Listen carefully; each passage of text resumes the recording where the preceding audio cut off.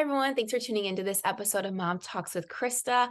I am so excited because today we have Sommer Parrilla, and she is a doula.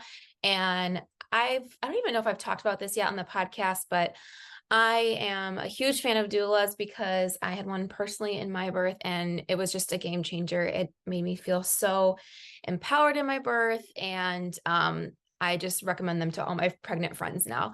And so I just want to jump right in. We're going to talk about empowerment and birth and beyond, kind of going along with March being Women's History Month, and March 8th, today when we're recording, is Women's Day. And I just think that there's so much power behind empowering women.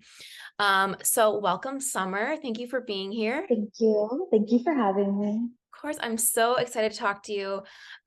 So if we could just jump right in, just tell us who you are and what you do, and we'll kind of go from there. Okay. So I am Sommer Parrilla. I am a pregnancy and postpartum doula. Um, Let me rephrase that. I am a celebrity postpartum and pregnancy doula, and I provide continuous support for all of my clients and make this experience just empowering and make everyone feel as if, they're $1,000,000. Yeah, it's so true. Like how you feel, I feel like in your labor and delivery truly impacts your postpartum because Absolutely. I see all the time like women that had a really rough time or didn't feel supported or encouraged during their labor have a much harder time accepting it or coming to terms with what happened. Absolutely. Especially when you're not fully educated and prepared during the pregnancy portion, your postpartum can, you know, kind of feel like a slap in the face because you don't know anything. So for having that support early on, perfect. Yeah. So what inspired you to become a birth doula in the beginning? So I actually worked in hospice for about 12 years. And throughout that entire time, I knew that I wanted to move into the beginning of life as opposed to only working with the end of life. I knew I felt like I had a gift, and I wanted to share that with as many people as possible. But doing hospice for so long, it's very taxing on your body, on your mind, all of that. So I knew I wanted to kind of lift my spirits as much as I can. And I slowly started to transition into birth, Oh, bringing life in as opposed to, assisting life out. amazing. So what's your journey been like so far being a birth doula, like starting off, and then you said you're a celebrity birth doula now. So how did you kind of get into that area and how has it kind of progressed over the years? Honestly, so I started off in the hospital. So I got my training through ICEA, and that is through the hospital that I had my fourth son. And from there, I knew that, like, okay, I'm going to kind of take this however far I can. And I became pretty big on Instagram just from tagging everyone and doing all these different talks and posts and appearances and things like that. But what helped me was through the hospital that I had my son at. I basically won a contest and I was in their commercial for it's Dignity Health. So I was in their commercial for doulas. And yeah, it just happened from there. And I constantly kind of just try to post and promote myself and things like that. And over the years, it's been pretty amazing. And I've had the most amazing clients ever. Oh, that's amazing. So can you share some different insights that you've had, like as a personal, like celebrity doula, and any like memorable experiences that kind of pop into your mind right off the bat? Yeah, it's both mixed with like high profile clients and just your regular, everyday, amazing moms, because I cater to both. Whoever wants me, I'm there for you. There was one couple, the mom was going into labor, and the husband was out of town. He was actually playing in a game, a basketball game, and he was on his way back because she was going into labor. Super supportive couple. She knew that, she was going to go into labor at any point, but she wanted him to continue on with his game. And during our consultation, I remember that they had a huge like TV thing that we kind of spoke on. And she started to kind of worry about him not being there for the actual birth. And, I comforted her through the entire thing. And one day, or like one minute, it clicked. Like, no, let's have him not just on the phone talking to her, let's put him on the screen. And so I brought the screen right next to her. So it felt like he was there. Mind you, like I said, the screen is, this big. Yeah. And it's just the little things that, sometimes come in our head as a thought, and it can make a difference. And he ended up getting there after the birth, but he was still there, not physically, but he was there. And, like I said, I had the screen right next to her. So he's on one side on the screen and I'm on the other side. And afterwards, they kind of just sat me down and told me that this was an amazing way to kind of navigate that time. And, it's like I said, I just try to do like the little things that will make somewhat of a difference. And, I knew I couldn't get him there any faster, but that was something. And they liked it. So I was so happy. Yeah. I'm sure like seeing him and hearing his voice helped her so much, like just relax and Absolutely. yeah, Absolutely. And I don't take, as a doula, we do not take the spot away from the partner. That's not what we do. We work together. We work together with the OBs, with the partners, with the midwives, with the nurses. We don't take anyone's spot. So to have us both there for her on each side of her was an amazing thing, especially because she was kind of anxious because he's not there. But he was going to be there one way or another. He was going to be there. Yeah. Yeah. And what you just said kind of goes into like my next question about misconceptions about doulas, because I found when I was pregnant and I was telling a lot of friends and family that I was going to have a doula, they didn't quite understand because they're like, well, your husband's going to be there. And I was like, yeah, but he doesn't fully understand, birth, and like he's going to support me in a different way. Yeah. And so trying to explain that, like once, people kind of like, if they ask more questions, I would kind of explain like what each of them did and how they supported me. But their initial reaction is like, well, your husband's there, the nurse is there, the doctor's there. Like they don't fully understand what a doula does. So kind of breaking that down and then adding into that, what are some other misconceptions that you think people hear about doulas a lot? And then how do you personally address them? So the first thing is that if you get a doula, oh, you're having a home birth. You're having an unassisted home birth. That is not the case. We are definitely in hospitals. We are at birthing centers. We do home births, but we are with midwives during that time. So a lot of times people think, oh, you're getting a doula, which means you're, having birth in the forest or something. That's not it. Maybe back in the day, but not now. But yeah, that's one thing. And then another one is we take the place of the partner, which is definitely not the case at all. We educate both the mom and the partner throughout the entire time, and we give them tools to kind of assist. It's not just, here, move out the way, let me handle this. It's, no, let me show you what you can do and not feel, because a lot of times the husbands, partners feel like they're going to be useless inside of, the labor area. But we give them the tools to kind of navigate that whole time and feel like they're doing something, which they are. Any little thing that can help. That's amazing. Yeah. That was one thing like I really appreciated about my doula was that she like talked to my husband about like what to expect and like kind of coached him, and also said like as the husband you're going to want to fix her, you're going to see her in pain and you're going to want to like Yeah. address it, but like you can't. So just being Yeah. there, like there's certain things you can do, like you can, like one thing he did was like squeeze my shoulders when I was going through a contraction, or just like Yeah. sitting there with me and like rocking my hips, or just different things. So almost giving him like tasks to do and like taking ownership of those like Absolutely. this is a weird way to put it, but yeah. Yeah, no, I totally get it. Yeah, a lot of times during the times leading up, like our sessions during, leading up to the birth, I tell them, it's going to be uncomfortable to see your wife in pain. And I try not to sugarcoat, but I also try not to, scare people. But, Yeah. I let them know, like, it's going to be a painful experience. Um, but that's all in our minds. If you prepare your mind first, your body will follow. So you might see, her in pain, her uncomfortable.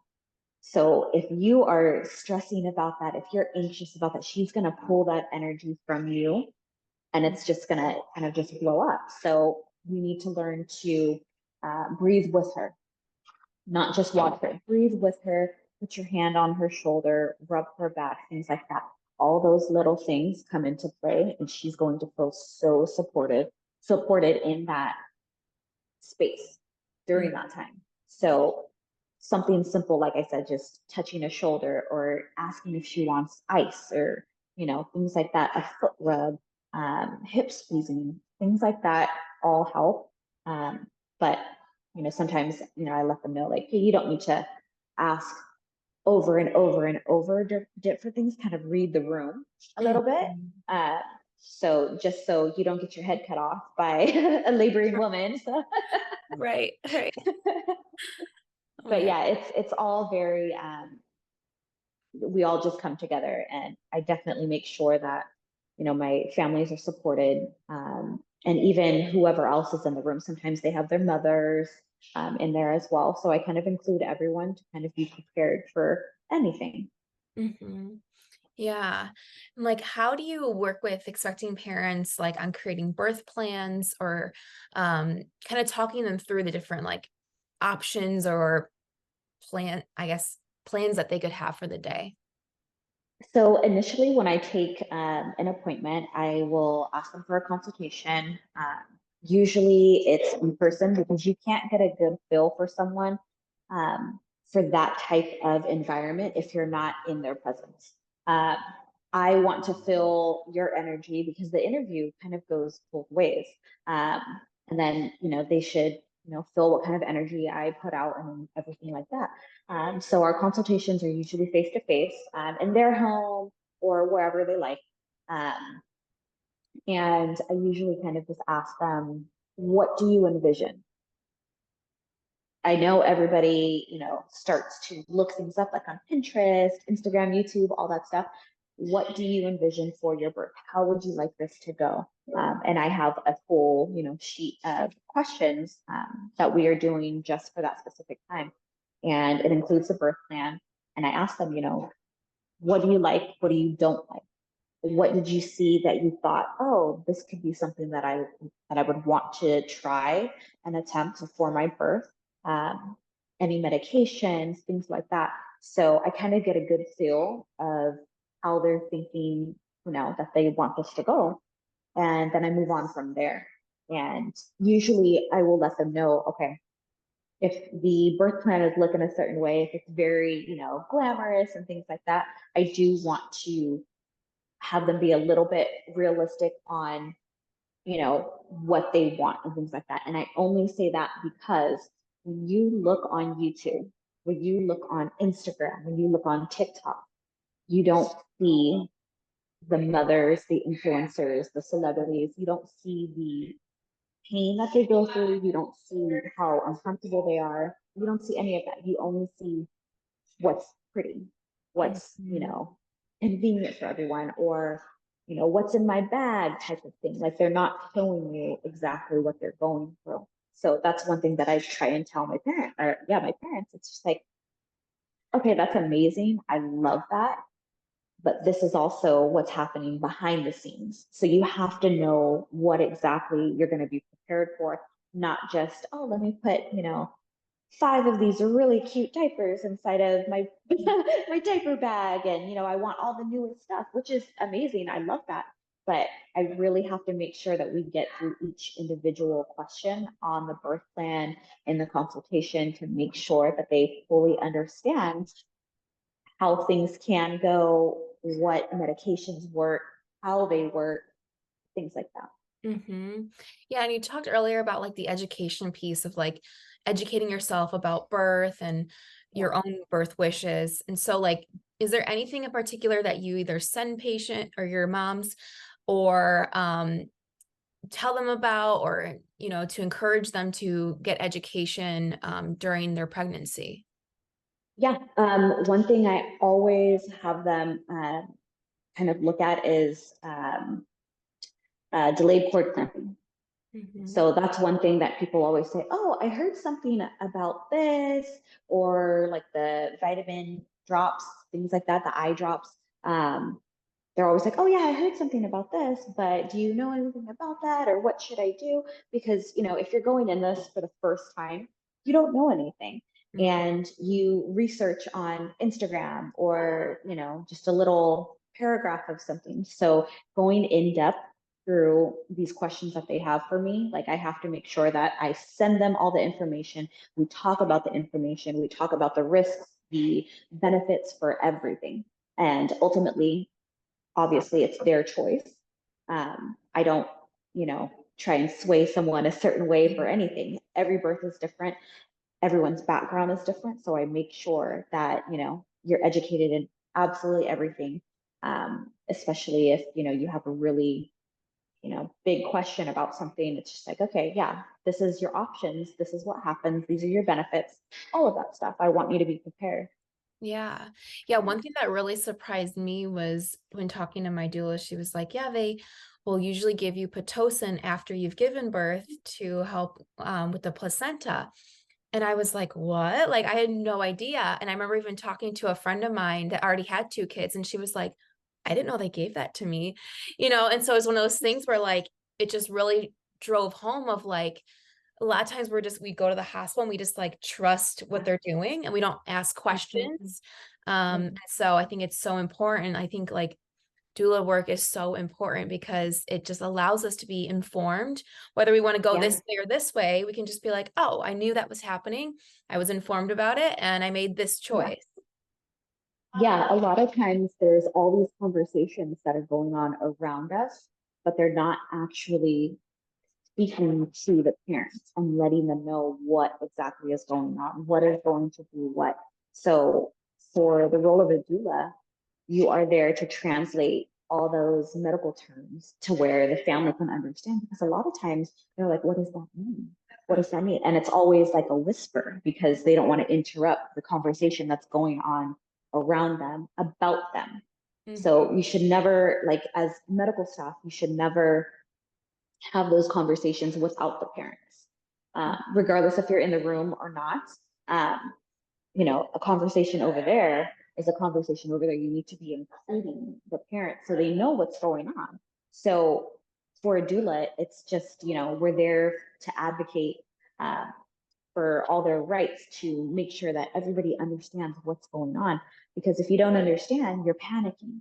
And if you're panicking, you're not breathing baby down. You're not, making progress in your body. You want to make sure that you are fully calm and you're informed with everything to make sure that you are birthing how you want to birth or as close as possible. So yeah. Yeah, no, I love that. Something else that you talk about in your work is placenta encapsulation. And that's something I find so interesting. And I actually had wanted to do it and I didn't. So, what do you have to share about placenta encapsulation? And yeah, and like, I don't know, like just share everything you know about it and where you kind of talk to your patients about it. Placenta encapsulation is amazing. So my service is placenta wellness. And basically it's, getting you back to how you were before. So technically your body is pregnant for about 10 months. And throughout those 10 months, you're taking your vitamins, you are putting in all these nutrients and everything and minerals inside of your body. Once you give birth, everything is depleted all at once. Mhm. So that is a reason why a lot of times women's bodies start to shake because their hormones are kind of everywhere and they're trying to figure out where to go. So your placenta encapsulation capsules, it's putting everything back in slowly because, like I said, like everything is just depleted and pulled out. So you want to make sure you're gradually putting everything back in. It does help with lactation. It does help getting your uterus to contract a little bit faster than normal. And also, it's just the whole hormonal imbalance that happens after postpartum, it benefits that. And there's no other thing out there that can kind of do that aside from, getting your mind. So getting your mind right. So with that, I always check up on my clients to make sure that they are taking their placenta pills, making sure that they're doing it correctly, but also making sure that they're still taking their prenatals. So everything works together, just like a doula, the partner, the nurses, the midwives, all of that stuff. So the capsules plus your prenatal vitamins, you should still be taking those together. Awesome. Yeah, I find it so interesting. And I looked into it so much, and it was one of those things where I just fell through at the the very end there and I didn't do it. But I think it's so interesting. And you talk about how, it can help with hormones, milk supply, which I think is, I mean, I don't think hormones postpartum is talked about enough, like how No. we need that help. So I think that's interesting. Yeah. And then like with my placenta wellness package, I kind of cater to everyone. I make sure that if you don't take anything gelatin like, then I do offer a vegan capsule. And then I also do different colors and things like that to match, the aesthetic of your nursery and things like that. And it comes in a box with different things to help the mom. A lot of times we kind of feel like the moms are forgotten. We have the babies, everybody comes to the baby shower, but it's the moms that need the help as well. Like we need that boost. We need those gifts. We need something that's going to benefit us postpartum. And a lot of times, it's, like the diapers, or not the diapers, but the briefs that we wear, like, oh, great. I love this, but I need something to help my mind. So Yes. the whole entire package, and it's just pretty much catered to the mom. And I do include the umbilical cord keepsake, and then a little vial of the placenta powder, because one thing that's really popular right now are the rings, the breast milk rings. Yes. So we can add a little of that into your rings. So it's just a little stash for the moms. Oh, that's so cool. I was just talking to someone, I was like, because I'm kind of veering towards the end of my breastfeeding journey. We'll see. I mean, my daughter's about to be 12 months. So I'm like, my goal is 12 months, so we'll see. But I was like, I want to save some milk and get one of those like jewelry, Oh, piece of jewelry. That'd be so yeah, do it. yeah. I breastfed for 4 years, Wow. and 4 years straight. Yeah. And I saved a little bit of my breast milk because I knew I wanted to have this, keepsake, and then his umbilical cord as well. So Wow. I did a little grinding with that, and yeah, it's in a ring just to Wow. kind of, remember. And, breastfeeding is so hard. It's so taxing on our bodies. We can always feel touched out a lot, but we know the back end, like we're benefiting our babies. Mm. So to kind of commemorate that, it's amazing. Yeah. I know. I was literally just saying to my husband the other day, like, there's like really hard days where I'm like, I can't wait to be done. But then like she's been sick the last week, and I'm like, it's been so nice to just be able to breastfeed her and just like comfort her when she doesn't feel well. And that I will never like take for granted. Like anytime she's It's been sick, I amazing. haven't been overly like concerned, because I'm like, I have the antibodies, like we can like, get Yeah. her well. And so that's one thing where I was like, if I stop soon, I'm like, I'm gonna keep a ton of frozen breast milk so I can just like, sneak that in when she needs it or something. Yeah, yeah. For when the babies are sick, for their backs, eczema, all of that stuff. And even like for nipple cream, you can put that in a different type of solution and put it on your nipples for when they're cracked. Like there's so many benefits for breastfeeding, and it helps us as well. So Yeah. Yeah. It's truly a miracle. It's like amazing to yeah, have. Um, yeah. Women so are amazing. We produce yeah. amazing things. Yeah. It's like, I always feel like I'm like firsthand witnessing like all these like miracles, like as a mom now, I'm like, it's so cool with like breast milk. Like I remember when she was really little and she'd have like a little like I don't know, like a blemish on her face or something. I put a little breast Yeah. milk on it, or like her Yeah. skin ailments. And I was like, this is so cool, or That's just the awesome. ability to Yeah. make breast milk is just like a cool thing in itself. Like that our Yeah. bodies can do that. Yeah, with my most recent son, I knew that I wanted to breastfeed, but our bodies are so different. And especially if you have multiple kids, sometimes you can breastfeed for a long time, sometimes you can't. So I knew that I wanted to breastfeed, and it was kind of just like whenever, my body decides that it's going to stop or dry out, or, if he wants to stop, then that's when we'll stop. So I was kind of just like taking it all in, and it lasted for 4 years. So Oh, that's amazing. yeah, So, what advice do you have for parents who are considering a birth doula? do it for sure. Do it and do your research. Like I said, a lot of times people look on the internet, look on Instagram, TikTok, all that stuff on how to find your doula. And there's so many amazing resources to find doulas. And one thing that I get a lot is on Instagram, people will use the hashtags of their city and then doula. So that's another way to find somebody in your city. Um, Facebook groups in your town, your city, things like that.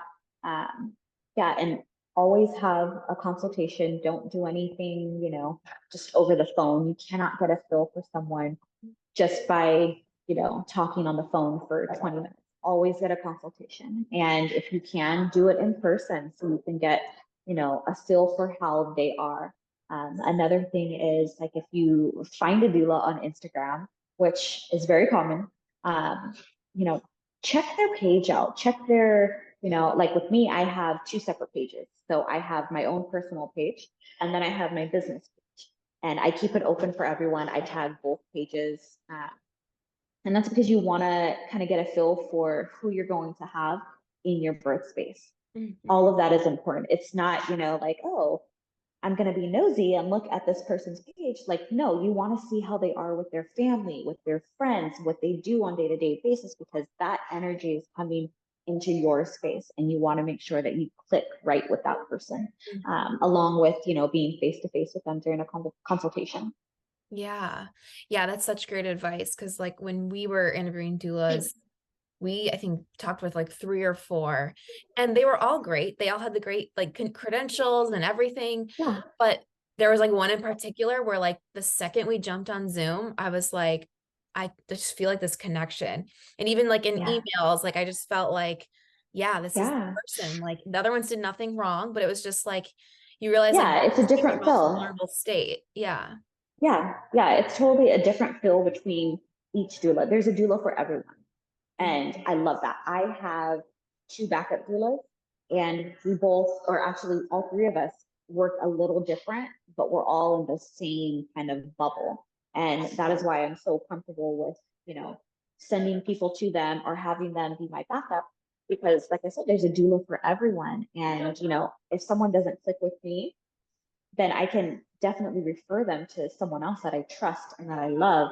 But yeah, I always have them, consultations, Zoom meetings, things like that.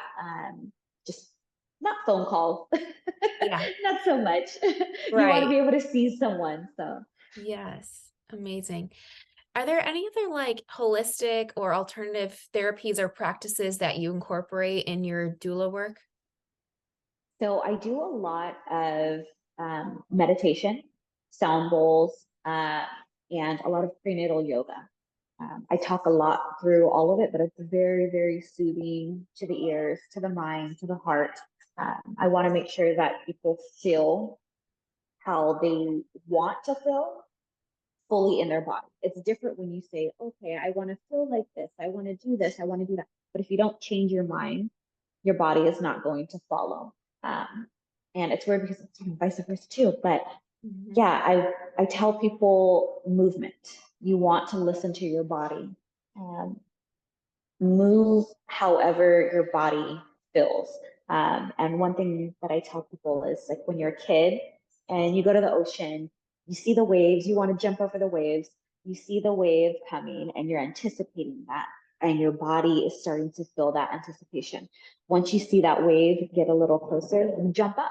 And that's exactly how your contractions feel. You're preparing your body, you're preparing your mind to go over that wave. So I always tell people it's just a natural way to kind of, get in the zone. So movement, listen to your body, everything else follows. And then prepare your mind as well for it. And then also, everything else comes with that: teas, different types of foods. Yeah, a lot of things like that always follows with that. So it's like you have to be the soil of your life, and then you can add a seed, and then you can water the flower. So you have to start first with your body, and that's my approach on the holistic and natural way. Just, don't worry about whatever you need to buy and things like that. You have to listen to your body first and prepare your minds. Yeah. Yeah. I think we underestimate a lot of times how much our mind has an impact on not, I mean, obviously outside of labor and delivery, but for the sake of this conversation, absolutely, like pregnancy, labor, delivery, and postpartum, just like having control of our mind as much as we can, empowering ourselves in that knowledge, Yeah. education is huge. Yeah. And one thing um, that we kind of look past is that our minds quit before our bodies do. Our Mm, mind is going to tell us, I'm done, I'm tapped out. But our bodies are going to be like, oh, we still got some time. We can do this. But our minds will quit before our bodies. So you have to prepare both in order so, it's not an imbalance. that's so interesting. Yeah. So do you have any resources or recommendations for parents that are listening that kind of want to learn more about birth support, doulas, placenta wellness, and advocacy for themselves? Yeah, absolutely. Like I said, do your research. Any little thing, write everything down. When you meet with a doula or a possible doula, you want to make sure you get all of your questions out. I don't care if it's a full long list of stuff. We love that. We want to make sure that you are fully educated, all your questions are answered, everything like that. And to find a doula, like I said, Facebook groups, Instagram. We have now Medi-Cal doulas for different states. So that is a big help for a lot of families, and I highly recommend looking into that as well. For breastfeeding and that type of help, always look at lactation consultants in the hospital that you're working, that you're going to be, delivering in. They have lactation consultants on hand. Sometimes they have doulas, so definitely ask to see if the hospital or birthing center that you're going to be delivering has a doula or has multiple doulas or volunteer doulas, things like that. Those are the questions to ask to make sure that you don't have to find someone last minute. Because realistically, you should be looking, within 5 to 6 months into your pregnancy. Some people hire me from the very beginning, which is amazing. And it really starts to get rolling between that 5 to 6 month mark. But yeah, you want to make sure that you ask those questions, ask your OB, kind of look around, get referrals from people. But like I said, yeah, Medi-Cal has them, doulamatch.net. They're a good resource to find doulas in your area. And even if they're, outside of the range, like an hour out or so, like that's still okay. Like we love to make the trip for someone because we know that we can, help you. Let's see, where else? Google. That's a good thing. But always make sure that you check their, background and things like that. That's with anyone.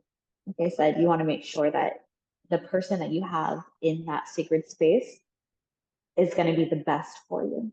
And there's a doula for everyone, like I said. So yeah, if one doesn't work, don't feel bad.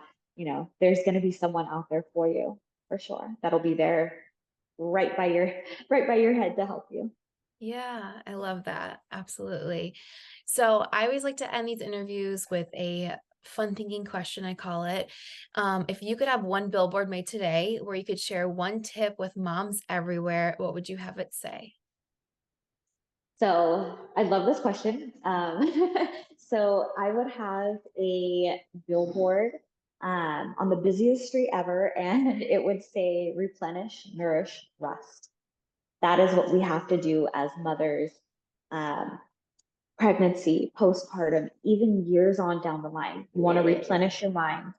You want to nourish your soul. You want to rest.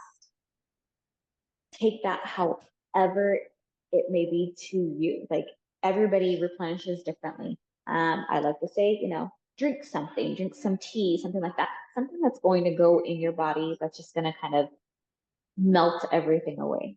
Mhm. You want to make sure that you give yourself grace, give yourself rest, and you want to relax. A lot of times we want to do so much for everyone else that we kind of put ourselves on the back burner.